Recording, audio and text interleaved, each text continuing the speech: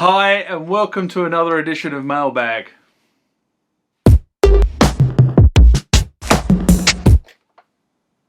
Okay, this is Mailbag, common feature of the channel. It's where I attempt to answer questions that you guys have left on the channel, or if I can't answer them, I have a good go at answering them, or I throw them out to the wider tubing community to try and answer on behalf of somebody who's raised the question. Now, we'll get into this mailbag. Remember, like, comment, subscribe to the channel. Go over to Instagram and follow me there. Go over to Facebook, follow me there. That's where the normal notices are. And consider becoming a Patreon.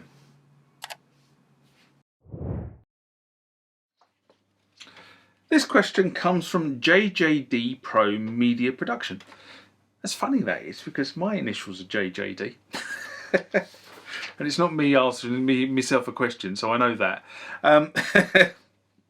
And this is in response to a video I did last summer, so that's June 2020, when I went over the montage, the Fantom and the Cronus. And the video was called Do It All and Do It Well. Would you buy a montage or a Fantom over a Cronus?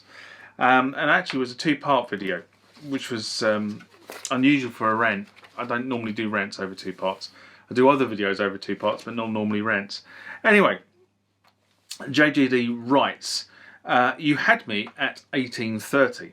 Roland's notorious legacy of dropping or leaving a product for dead once his customers figure out that it can't be expanded or wanted features can't be achieved. I feel this is going in a certain direction. That's why I'm listening to your video. I'm in the market for an all-in workstation. I've been a fan of the Cronus since its inception. Join the club. Whey! The Cronus. Do you think I'm biased, by the way? Having been burned by Roland on the Fantom G, I've been causing about handing over another $3,000 for something that won't live up to its promises. That being stated, with the new Zen Core, Tech and Cloud models downloaded onto your Fantom, makes this offering version 2.01 OS intriguing. Also, like the Fantom G, the audio interface sounds amazing.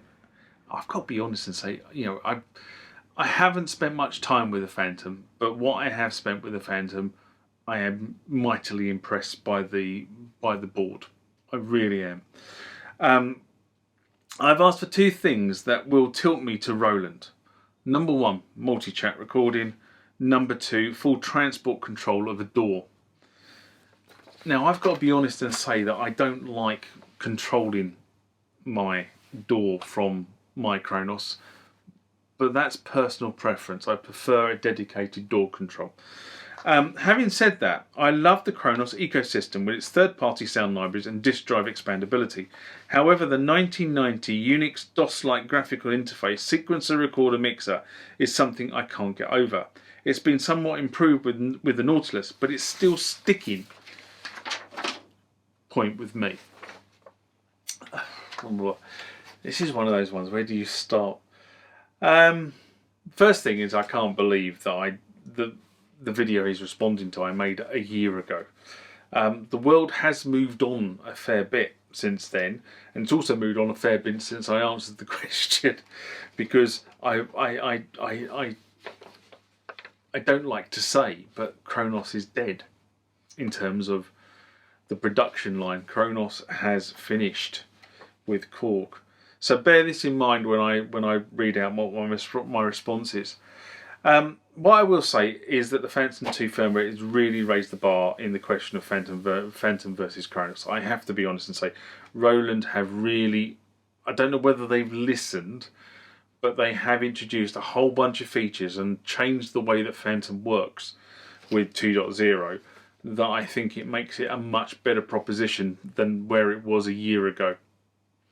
Okay, a year ago, I probably still would have said the Fantom was the better machine to buy today, but I didn't think it was the better machine, if that makes any sense.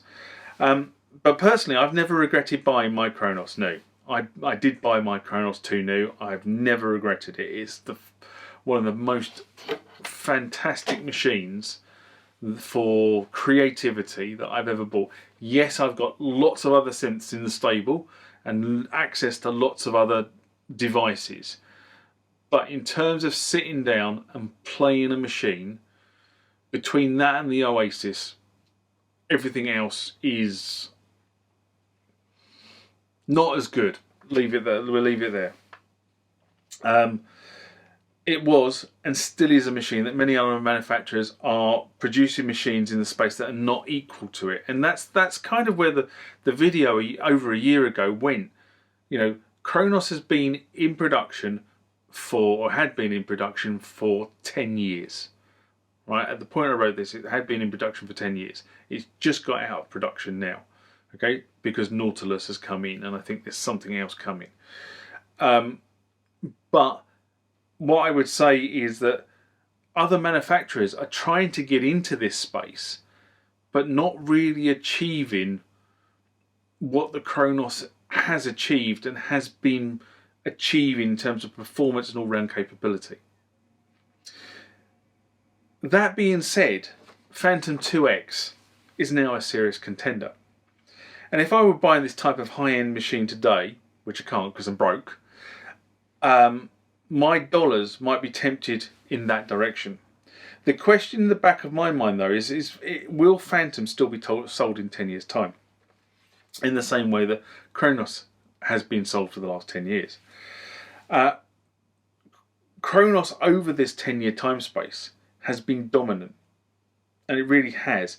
Yes, we have had the basic Kronos, the Kronos X, the Kronos 2, the Titanium, the Millennium, the Gold, the LS. But at the core of all those machines, it's the same machine. Yes, the computer and the chip that runs it, the CPU, have been upgraded over time. There's a different CPU in the 2 than what it was in the original Kronos. Yes, that has happened.